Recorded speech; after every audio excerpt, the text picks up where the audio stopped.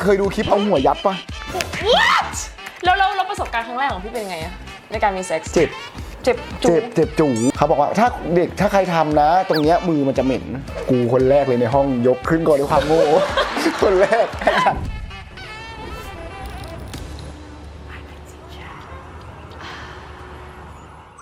Hello and welcome to I can teach แป๊บนึงนะห้องน้ำทางไหน ไม่ต้องหยุดนะคะยินดีต้อนรับพี่ตั้มค่ะ เอ้ยสวัสดีครับ สวัสดีค่ะ โหนี่เป็นรายการที่แบบตื่นเต้นมากนะเว้ยก่อนมาออกอ่ะเป็นรายการที่แบบตื่นเต้นที่สุดแล้ว ต้องมาลองกันก่อนไหมคะ ลองอะไรอ่ะ เราลองแบบถามคำถาม ลองถามคำถามโอเค ไม่คือหนูไปออกช่องพี่ตั้มก่อนแล้วก็บอกว่าเอ้ยประจีบเขากลับมาให้มาช่องเราบ้าง อยากมาดิกล้าคุยแล้ว เอ้ย ไม่มีอะไรเสียแล้ว เรื่องของความเข้าใจเรื่องเซ็กส์ของพี่มากน้อยแค่ไหน เราไม่รู้ว่าความเข้าใจของเรามากไหมเพราะเราไม่ได้เคยไปเปรียบเทียบหรือไปถามใครวะ พี่หาคลิตอริสเจอไหม เจอ จริงเปล่า ก็ แล้วทำไมลิ้นกระดกอะ คิดว่าเจอ เพราะว่าเราดูหนังเยอะสมัยก่อนเด็กต่างจังหวัดเว้ย ค่ะ เคยไหมที่ใช้โทรศัพท์ที่มันเป็นแบบ2ซิมเปลี่ยนเมมกันเลยนะ แล้วเมมจิกหนึ่งคิดดูเก็บกี่เรื่องเมมโมรี่การ์ดก็จะมีหลายๆคลิปหลุดบ้างเป็นหนังบ้างนู่นนี่นั่น ไปเอาคลิปหลุดมาจากไหน มันมีร้านลงโทรศัพท์ มันสมัยก่อน มีร้านลงเลยเหรอ อันนี้ย้อนกลับไปตั้งแต่เราไม่สมัยยุค iPhone นะเมมโมรี่การ์ดเนี่ยแม่งจะมีแต่หนังโป๊ทั้งหมด แล้วก็ไปเปลี่ยนเรื่องกันแลกกันส่งกันอยู่ในเมมโมรี่การ์ดเนี่ย มันแพงไหมหนูอยากรู้การ์ดหนึ่งอะ โหสมัยก่อนนะจำไม่ได้ว่ะไม่น่าแพงมากหรอกเราหลักร้อยเรารับกันได้แหละ แต่ว่าไอ้หนังเนี่ยเราต้องมาส่งมาแชร์กันเนี่ยมันก็ทบไงเมมเราเยอะใช่ไหมแล้วก็ขอดูดของเพื่อนมาของเฮ้ยมึงมีอะไรมาบ้างแล้ววะตอนนี้อัปเดตกันแน่น หนังโป๊ในช่วงนั้นมันเป็นโป๊ยังไงมันยาวแค่ไหนคือแบบในหนังเรื่องนึงมันเก็บเท่าไหร่5 นาทีหรอหรือว่ามันเป็นแบบเห็นมากน้อยแค่ไหนอะไรบ้าง มีหมดทุกแบบมีคลิปหลุดมีคลิปต่างชาติ เคยดูคลิปเอาหัวยัดปะ What ยัดหัวเข้าไป ไม่รู้ว่ามันตัดต่อหรือเปล่าไม่รู้ใครสมัยก่อนใครเคยดูแชร์หน่อยมันจะเป็นผู้ชายหัวโล้นๆเว้ย แล้วใครจะมาเข้าของมันวะ เป็นผู้ชายหัวโล้นๆตอนนั้นตอนเด็กๆก็ดูแบบอินโนเซนต์มันมีอยู่จริงเหรอวะเราไม่รู้หรอกมันมีตัดต่อไม่ตัดต่อสมัยนั้นอะแต่มีทุกแบบคลิปอะ แล้วประสบการณ์ครั้งแรกของพี่เป็นไงอะในการมีเซ็กซ์ เจ็บ เจ็บจุ๊ เจ็บจู๋ ทำไมอะ คือเราอะเป็นพวกแบบว่าสมมติเริ่มว่าวเองครั้งเริ่มช่วยตัวเองครั้งแรกอะก็ไม่รู้ว่านี่คือการช่วยตัวเอง เพราะไม่เคยดูหนังโป๊มาก่อน แปลว่าเป็นสัญชาตญาณที่พาทำใช่ไหมหรือว่า สัญชาตญาณพาทำตอนนั้นจำได้ว่าป .5 อาบน้ำแล้วถูสบู่อะเนาะมันดีว่ะมันแบบว่าเพลินๆนะเพลินปึ๊บสักพักพอไปเรื่อยๆปึ๊บโอ้เฮ้ยอะไรอะโหโคตรดีเลย Fun fact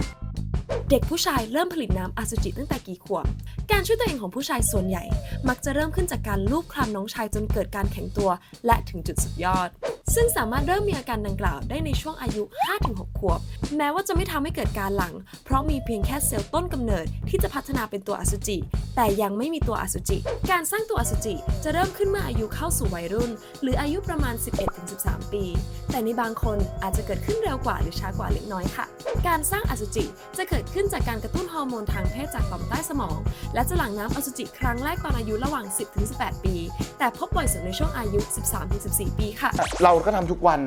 จนเราคิดว่าเราเป็นโรคจิตจนไปเรียนไอ้นี่เว้ยสุขศึกษาประมาณเกือบม.1 ป.6 เลยจำไม่ได้แล้วนะอาจารย์เขาสอนเพศศึกษานะเนี่ยคนเรามันจะต้องมีช่วยตัวเองนู่นนี่นั่นทำอย่างนี้เขาแบบกูไม่แปลกนี่ว่าเลยไงต่อวะเขาบอกว่าถ้าใครทำนะ ตรงเนี้ยมือมันจะเหม็นกูคนแรกเลยในห้องยกขึ้นก่อนด้วยความโง่ คนแรกไอ้สัตว์กูว่าเพื่อนก็ขำกันอาจารย์ก็ขำกูก็ขำอะไรล่ะก็กูแต่ว่ามันเป็นการยอมรับเลยว่ามึงอะช่วยแล้วตั้งแต่เด็กแล้วมันก็กลายเป็นว่าไม่ได้มีเราคนเดียวก็เริ่มคุยกับเพื่อนแล้วเว้ยบอกว่ามึงทำเหรอมันยังไงวะมึงทุกวันไหมวะเพื่อนเริ่มมีแผ่นหนังโป๊เทศกาลแรกแผ่นหนังสอดใส่หนังสือมาแล้วแม่งเป็นแบบนั้นหลังจากนั้นก็เริ่มมีความอยากจะเอาจริงตอนนั้นอะพรที่ขอกับพระอย่างเดียวเลยบอกว่าก่อนตายอะอย่าเพิ่งตายได้ไหมขอได้มีเซ็กก่อนแล้วในห้องน้ำอะก็ตอนนั้นก็เน้นว่าวทุกวัน ทำทุกวันก็เอามือถูสบู่เว้ยแล้วก็นอนมึงกูก็นอน แล้วพี่มีน้ำไหมตอนนั้นถามหน่อย ไม่มีน้ำแล้ว โอเค เสร็จปั๊บก็เอามือถูสบู่แล้วก็อยากได้ฟิลอะเนาะกูก็เอามือไปตรงกำแพงเงี้ยแล้วก็เอาเข้าไปแล้วก็ทำแบบทำมาให้เหมือนอะนอนกับพื้นทำอะเคยคิดถึงขนาดไหนรู้ไหมความอยากมีเซ็กกูจะเจาะหมอนข้างกูจะเจาะหมอนข้างกูจะเจาะแล้วเจาะตอนนั้นสมัยนั้นเป็นนุ่นเต็มมันเลอะเต็มไปหมดเลยแล้วที่พีคกว่านั้น แม่งกูเป็นคนชอบสปอร์ตบาร์แต่เด็กเป็นคนชอบกางเกงสเตย์กางเกงในแบบเลื่อมๆเป็นชอบเป็นทรงนี้อยากสัมผัสตรงนั้นอะว่ามันจะนุ่มนวล อยากสัมผัสจิ๋มเหรอ อยากรู้ไหมทำยังไงไปหากางเกงสเตย์มาใส่เลยแล้วกูพับเจียวลงแล้วกูนอนถูมันก็รู้สึกดีด้วยอยากถูกูเป็นโรคจิตปะ ไม่แต่ชอบจินตนาการของพี่มาก จินตนาการล้ำเลิศตั้งแต่เด็กๆล้ำเลิศ เราขอพรจะอยากมีเซ็กมาทั้งชีวิตเราได้มีเซ็กครั้งแรกเป็นไง ครั้งแรกโคตรตื่นเต้นแล้วแบบเจ็บมากจำได้ว่าไม่เสร็จเลยนัดกันคุยกันว่าไปเที่ยวด้วยกันและเราคุยกันแล้วว่าเราจะมีเซ็กครั้งแรกด้วยกันดูในหนังมาเยอะเราทฤษฎีแน่นอยู่แล้วปลายแล้วลงปึ๊บปั๊บจังหวะใส่อยากลองใส่แบบไม่ใส่ถุงยางก่อนเพราะรู้ว่าถุงยางเนี่ยถ้าเกิดว่ามันป้องกันคือการมีลูกเอดไม่เป็นอยู่แล้วโอ้ยแบบโอ้เจ็บมากลองถุงยางก่อนเพราะว่าเผื่อจะลื่นๆแล้วก็ใส่ถุงยางแล้วถุงยางมันก็ลื่นถูกไหมแม่งยังไงก็เจ็บแต่เจ็บน้อยกว่าตอนแรกนึกในใจต้องกัดฟันสู้เว้ย ไปในถุงยางแม่งทำไปทำมาแม่งไม่มีความสุขเว้ยบอกเธอพอก่อนต่างคนต่างก็ยังไม่มีเสร็จอะไรกันก็ไปเที่ยวมันเป็นแบบต่างจังหวัดอะเนาะแดกให้เมาเลยทีนี้มันเหมือนแบบว่ามันรู้สึกแต่มันฟีลลิ่งมันแบบมันได้กว่าแล้วแม่งไม่คิดเยอะฟีลลิ่งล้วนๆโอ้ยรอดได้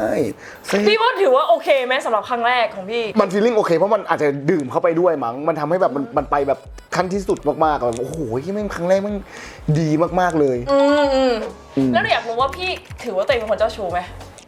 ไม่มาก ไม่มากเป็นยังไงคะไม่มากก็คือว่าโอเคไม่น้อยอะถ้าตอนเรามีแฟนอะเราก็จะไม่ได้มุ่งผู้หญิงอื่นๆมานอกจากมีผู้หญิงมาหาเราแต่เราไม่ได้คิดว่าจะคุยเพื่อจะคบเขาอีกคนหนึ่งไม่ใช่วันไนท์สแตนได้บอกเลยนะว่าเฮ้ยเรามีแฟนแล้วถ้าเราจะแอบแซบกันเราโอเคคุณต้องโอเคกับเรานะงั้นเรากลัวไม่ได้เราต้องคุยกันก่อนตอนนั้นแฟนพี่รู้ไหมไม่รู้ใช่ไหมก็จับได้บ้างไม่ได้บ้างตอนที่พี่จับได้เป็นเพราะว่าพี่พลาดเองที่ทำให้มันแบบ obvious หรือเพราะว่าเขาสืบเก่งเราพลาดเองทั้งหมดยังไงทำไมถึงโดนจับได้พลาดโง่เลยเราก็นั่งกินเหล้ากับเพื่อนใช่ไหมบางทีเราก็ลืมไปว่าแฟนเรานั่งอยู่ข้างหลังไปด้วย แล้วก็เมาอ่ะแล้วก็คืนนั้นแม่งเฮี้ยนแม่งได้เลยเพราะถามผู้ชายแม่งเมากันอ่ะมือมาจากข้างหลังอ่ะปุ๊บแล้วมันเกิดอะไรขึ้นอ่ะพอเขารู้แล้วมันเป็น awkward moment ไหมเพื่อนเป็นยังไงเขาเป็นยังไงเล่าให้ฟังดิเรื่องใหญ่เลยทีนี้ก็ทะเลาะกันเลยเราก็ต้องทำการรับสารภาพถ้าคือว่าเขาไม่โอเคกันเราเลิกลาอะไรอย่างเงี้ยโดนเคยเช็คโทรศัพท์ไหมเคยเหมือนกันเหมือนผู้หญิงมันจะมีเซนส์บอกว่าไม่รู้ว่าผู้หญิงมันชอบมีเซนส์อะไรแปลกๆอ่ะเซนส์ที่แบบอยู่ดีก็แบบคุยกับใครอ่ะอะไรไม่ได้คุยแต่คามือกูเลยอ่ะตอนนี้ทำงานมาเหนื่อยทำไมต้องมาอย่างเงี้ยเริ่มตีขึ้นโมโหทำไมผู้ชายมันชอบเล่นเมื่อมันโกรธเพราะโดนจับได้มันจะเล่นโกรธกลับแบบเอาใหญ่กลับไงปาโทรศัพท์แตกเลยกูยอมเลยตอนนั้นกูจำได้เลยไอโฟนนี่แหละเพิ่งได้มาใหม่ๆเลยไม่มีปัญหาอะไรเอาไปเช็คเอาไปเช็คเลยอยากให้คนคอมเมนต์ใครเคยอยู่สถานการณ์นี้พอเหมือนกับเราจะมีเซนอะไรแล้วเขาเล่นโกรธแล้วบางทีเราก็แบบว่า you have to root or I'm wrong แล้วก็พอเล่นปาโทรศัพท์ทีนี้ไม่มีใครรู้อะแล้วโทรศัพท์ก็คือเสียไปนะคือพร้อมเสียใช่ซื้อใหม่ก็ต้องพร้อมเสียทีโอ้โหพร้อมเพ้อการเป็นดาราผู้ชายเหมือนกับพี่อยู่ในรายการ The Star อย่างเงี้ยแล้วเขาต้องไปอยู่บ้านเดียวกันมีโมเมนต์ที่เราแบบคิดถึงเรื่องเซ็กไหมเขาคุยกันเรื่องเซ็กไหมคำถามแรกใน The Star คุยกันเรื่องเซ็กไหมคุยก็ทีมงานเขาก็มีความเข้าอกเข้าใจเขาก็ไปหาหนังสือปูมาเล่มหนึ่งเพราะสมัยนั้นเอาโทรศัพท์มือถือเขาบ้านไม่ได้แต่มันก็จะมาจินตนาการไม่ไหวหรอกเพราะว่าเนื้อเพลงกูก็จำอะไรมันก็แบบหนักหัวเก็บไว้ในห้องน้ำชายให้1 เล่มก็อยู่กันไปละ2-3 เดือนอ่ะกูจองคนนี้กูจองนั่นนี้บางทีแม่งหน้าติดกันบ้างเหนียวติดแล้วในนั้นเขาคุยกันเรื่องเซ็กก็มีการช่วยตัวเองบ้างอะไรมีอยู่แล้วบ้า3 เดือนอยู่ยังไงการเป็น ดาราชายเนี่ยมันมีคน DM เราต้องกลัวหรือ protect ตัวเองแค่ไหนในการแบบไม่ให้แบบสื่อมันออกอะคือฉันรู้สึกอย่างนี้นะเรื่องเซ็กมันเป็นเรื่องของคน2คนหรือ3คนหรือ4คนที่เขา agree กันใช่ไหมแต่บางทีอะเราตกลงที่จะมีเซ็กกันแต่เราไม่ได้ตกลงให้เธอเอาเรื่องฉันไปพูดหรือเอาไปแชร์ในสตอรี่หรืออะไรเงี้ยฉันก็เลยรู้สึกว่าต่อให้เป็นผู้หญิงบางคนมีเซ็กแล้วอยากจะไปแชร์ผู้ชายคนหนึ่งฉันรู้สึกมันโคตรแปลกอะ แฉอะไรอะแฉทำไมก่อนดีกว่าแฉเรื่องอะไรก็คือการมีเซ็กมันเป็นเรื่องธรรมชาติใช่แต่ว่าพี่ไม่กลัวหรอพี่มีความระวังไหมว่าแต่ก่อนกลัวไม่ได้กลัวเรื่องของการแชร์นะแต่สิ่งที่พี่กลัวคือ 1. โรคกับ 2. แม่งไม่มีถุงยางแล้วเจาะแล้วตีลูกหรือลืมใส่แล้วมาแบ็กเมย์พี่กลัวเรื่องแบ็กเมย์แบบนั้นมากกว่าแบบจับอะเคยมีใครมีเคสแบบคล้ายๆแบบนี้ไหมหรือมาบอกหรือทำไมมันเป็นเรื่องที่แบบเขาจับกันเพื่อนโดนคือในแก๊งในกลุ่มเนี่ยก็จะคุยกันเลยว่าโอเคหนึ่งนะถ้ามึงเจอผู้หญิงวันไนท์สแตนหรือว่ามึงนัดกันไปมีอะไรเนี่ยสถานที่ควรจะเป็นของเราก่อนอันดับแรกก็คือต้องเป็นห้องเราบางทีห้องเขามีกล้องถุงยางเราและเข้าห้องเราต้องโทรศัพท์กระเป๋ามึงต้องอยู่ข้างนอกห้องนอนกูไม่มีเพราะนี่เคยโดนอัดเสียงตอนมีเซ็กเหรอไงพี่ยังไงมีอะไรกันนี่แหละเสร็จปุ๊บเขาก็ลุกไปเข้าห้องน้ำเว้ยเราก็จะหาโทรศัพท์เราแล้วไงไปเจอโทรศัพท์เว้ยอัดเสียงเฮียกับครึ่งชั่วโมงแล้วลบก่อนอันดับแรก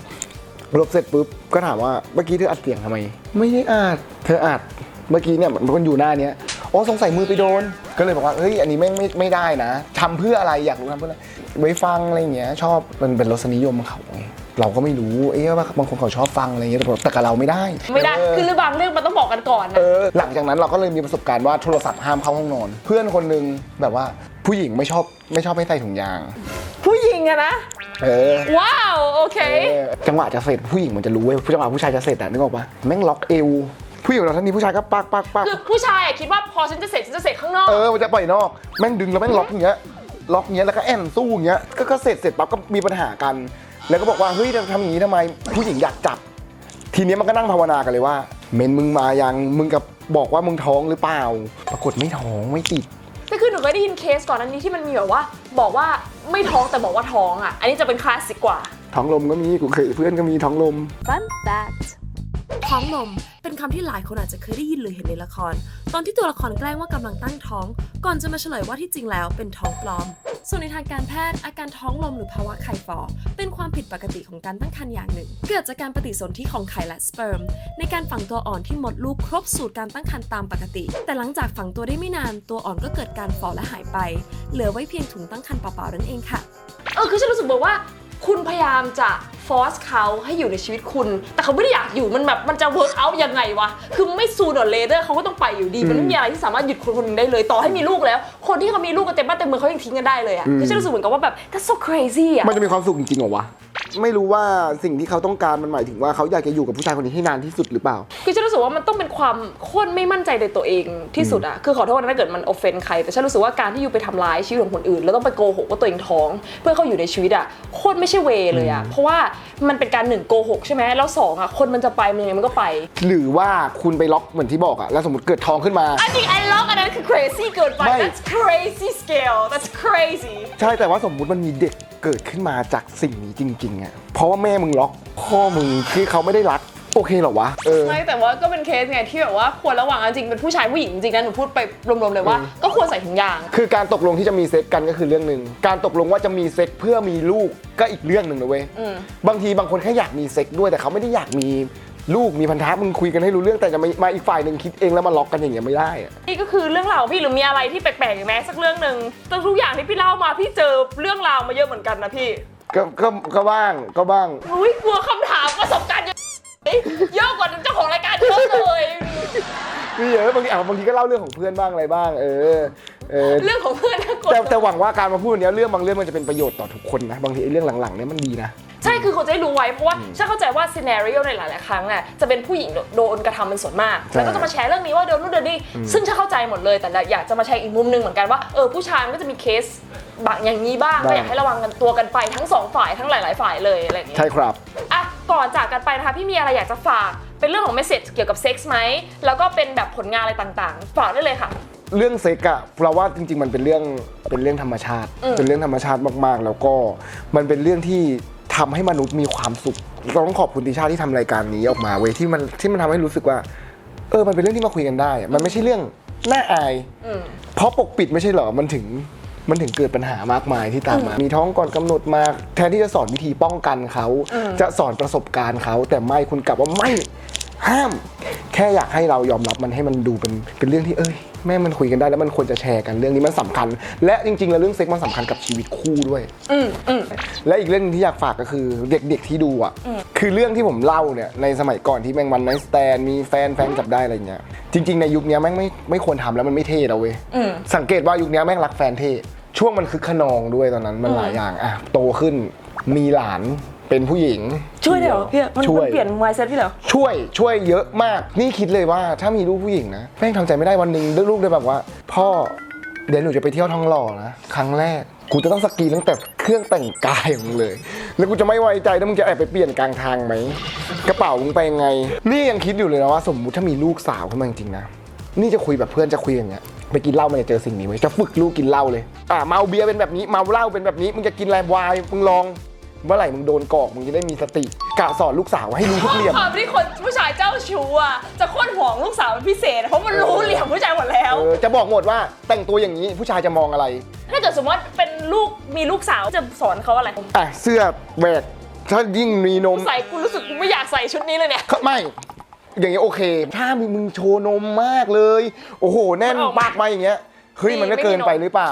2ไม่มีนมใส่อย่างนี้ถูกไม่มีนมใส่อย่างนี้ถูกดีใจอะทุกคนใส่อย่างนี้ถูกแต่ถ้าไม่มีนมแต่ใส่เสื้อแบบเสื้อยืดใช่ไหมเสื้อยืดแล้วก็คอกว้างๆมารู้ป่ะมึงเห็นทั้งลูกเลยนะเวลาก้มอ่ะเพราะฉะนั้นก็ไอเรื่องเสื้อเนี่ยประมาณนี้กางเกงไม่ควรใส่เลกกิ้งถ้าใส่เลกกิ้งได้แต่ต้องใส่ชุดเดรสหรือเสื้อโอเวอร์ไซส์เพราะว่ามันจับตัวเป็นกรีบเราไม่ชอบเราชอบดูแต่เราไม่ชอบให้ลูกสาวเราใส่เราจะไม่ให้ลูกสาวเราใส่เพราะเราจะบอกว่าโอเคมันจะมีผู้ชายมองแบบนี้มองตูดหนูสรีระหนูคือเราก็อยากให้ผู้ชายแบบเรามาดูใช่การแต่งตัวแล้วแต่บอกไม่ชอบและบอกแล้วแต่ถ้าลูกรู้สึกว่าชอบได้แต่ถือว่าบอกแล้วแสดงว่ามึงรู้แล้วว่าผู้ชายจะมองอย่างนี้แต่ขอจะเล่าจะจับลูกมานั่งคุยแล้วจะเล่าทุกความของผู้ชายให้ฟังอันนี้จะเป็นอย่างนั้นจะสอนลูกแบบนั้นว้าวโอเคหนูโคตรชอบเลยผู้ชายเจ้าชู้ทุกคนพอมีลูกสาวนี่คือจะแบบเนาะมันจะห่วงเป็นพิเศษอะโอเคอะฝากช่องทางการติดตามด้วยค่ะพี่ติดตามใน Instagram ผมก็ได้ครับ TUMIDOL_TS9 ครับผมแล้วก็ติดตามรายการYouTube ที่ช่องออกมาแล้วนะช่อง 3D Channel ตอนนี้ก็มีรายการดีท็อกมีปักแซบครับผมฝากด้วยเท่านั้นรายการดีๆทั้งนั้นเลยนะคะก็คุยเรื่องพอไปที่นั่นเชื่อได้คุยลึกหลายอย่างเลยในเทิงทั้งแบบว่าความรู้สนุกประสบการณ์ด้วยก็ฝากไปติดตามด้วยนะคะจัดไปจ้าใครที่ชอบ EP นี้นะคะก็ฝากกดไลค์ subscribe คอมเมนต์ด้วยนะคะเป็นกำลังใจให้ช่องเราทำต่อไปเนาะเพราะว่าที่พี่มาพูดนี่คือดีมากคือแชร์ในหลายๆแบบในหลายแนวแล้วก็คนที่คอมเมนต์อย่างทุกครั้งที่จะพูดเลยก็คอมเมนต์ด้วยความเคารพและ respect กันเนาะมีอะไรจะแชร์ประสบการณ์ได้แต่ว่าอยู่ในความเคารพซึ่งกันและกันค่ะขอให้วันที่ดีนะคะบายสาวๆเคยเป็นไหมคะตอนเป็นประจำเดือนแล้วใส่ผ้าอนามัยเนี่ยรู้สึกเปียกแฉะเลอะอับไม่สบายตัวสุดๆเลยค่ะใช่อีกทางเลือกนึงมาแนะนำนะคะนี่คือถ้วยอนามัย Flow Days ค่ะเป็นถ้วยที่ทำมาจากซิลิโคนทางการแพทย์ 100% นะคะจะเป็นการพับไปอย่างนี้ใส่เข้าไปในช่องคลอดนะคะแล้วมันก็จะเปิดเป็นการรองรับเลือดค่ะไม่ต้องห่วงเลยนะคะว่าเจ็บเพราะว่าซิลิโคนเนี่ยเป็นซิลิโคนนิ่มค่ะพอใช้เสร็จแล้วนะคะเราก็ดึงออกมาเทเลือดทิ้งนะคะแล้วก็ทำความสะอาดค่ะข้อดีของตัว Flow Days นะคะก็คือเป็น reusable ค่ะนำกลับมาใช้ใหม่ได้นะคะเพราะฉะนั้นเนี่ยประหยัดทั้งเงินประหยัดทั้งเวลาแถมยังลดขยะไปได้เยอะมากเลยค่ะและที่สำคัญนะคะไม่มีกลิ่นเลยค่ะเพราะว่าเลือดเนี่ยไม่ได้สัมผัสกับอากาศหรือว่าแบคทีเรียนะคะทำให้คุณเนี่ยมั่นใจได้ตลอดทั้งวันค่ะไม่ว่าคุณจะไปว่ายน้ำเล่นเต้นโยคะอะไรก็แล้วแต่นะคะใช้ชีวิตแบบอิสระแล้วก็มั่นใจกับถ้วยอนามัย Flow Days ค่ะสามารถติดตามโซเชียลมีเดียของเราได้นะคะทาง Instagram แล้วก็ TikTok นะคะ Flow Days แล้วก็ Line นะคะ @Flow Days เว็บไซต์ค่ะ myflowdays.com Flow Days live with confidence นี่เป็นคนที่ถ้าเกิดว่าเจอลาล่าแล้วผู้หญิงบอกว่าเป็นตุ๊ดเปล่าอ่ะไม่เคยตอบเลยนะจูบเลยแต่บางทีเขาแค่สงสัยอะคือถ้าเขาคือบางทีถ้าเกิดสมมติเขาแค่สงสัยไม่แต่ผู้ชายจะต้องมีเซนส์แบบว่าเป็นเปล่าแล้วเขาอยากจะเทสเราเป็นป้าอะไรอย่างเงี้ยทุกคนล็อกคอเลยจูบปุ๊บเป็นไปดูคิตตี้ที่ห้องปะล่ะนี่เลยเล่นกูเล่นตุ๊ดเลยแล้วเขาก็มันก็รู้สึกว่าแบบแปลกๆอยากมันก็คงตื่นเต้นมั้งมันก็แบบไม่ยังไงวะนี่หรือมันเป็นหรือมันไม่เป็นวะมันคงกะว่าไปถ้ามันไม่ได้อันนี้ก็ไปแดกเหล้ากับเพื่อนสาวบ้างอะไรอย่างเงี้ยโอ้เราไปถึงนั้นแหละ โอ้โหน่ากลัวมากเลยนั่นแหละ จริงเป็นอย่างนี้ตลอด